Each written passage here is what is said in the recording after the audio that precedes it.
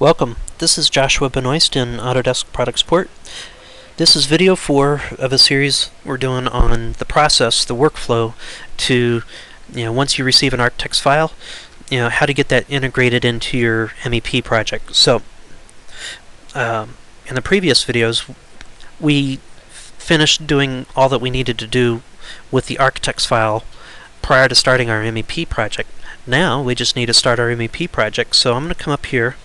I'm going to say New, and I'm using the appropriate MEP template, so I'm going to say OK.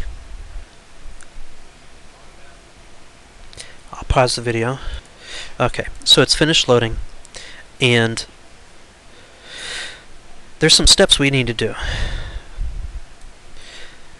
Alright, we need to link in the architect's file.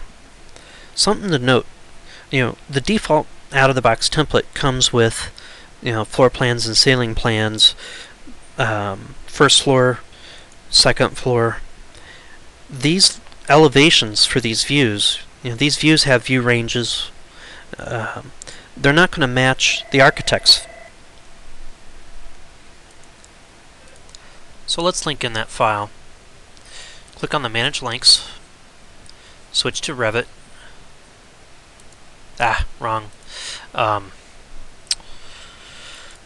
Yeah, it would be nice if we could link a file in from here. I think we have a wish request on that. So we're going to go to the Insert tab instead. Click on Link Revit. And so we'll link in the architect's file. You may want to change this positioning.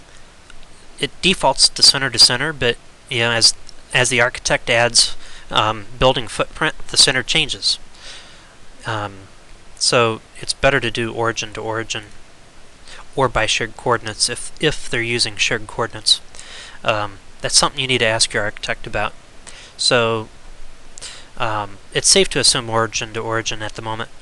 So we'll click Open. I know there's no shared coordinates in this file that the architect sent me.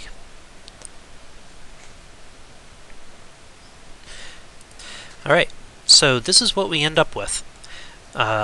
You'll notice that the first floor plan, you see some lines and stuff, but it doesn't look like a floor plan. Well, it's because our levels do not match the architect's levels.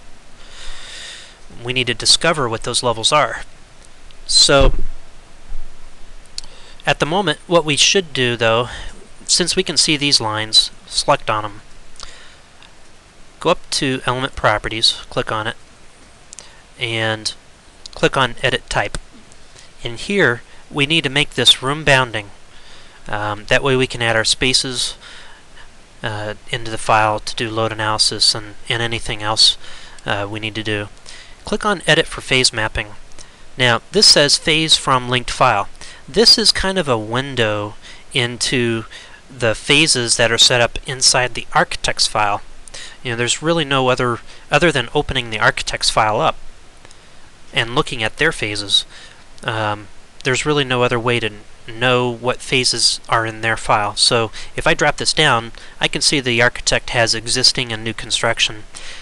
Sometimes you'll find architectural files with phase 1, 2, 3, 4, whatever in here, and so if we need to just make sure that the phases in our file match up with theirs, letter for letter, and in the right sequence.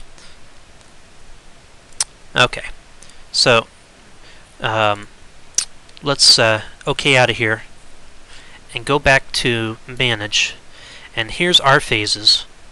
So ours do happen to match theirs, but if they didn't, you'd look through that drop down to see what their phases are, write those phases down in sequence, letter for letter, and then you can come in here and insert before or after until you get the sequence right and get the name of the phase right, and then you can switch back to clicking on this, going into the element property, switch back there and remap those phases so that they match each other. So anyway, that's kind of the second step after linking in the file is getting the phase mapping and the phases to match.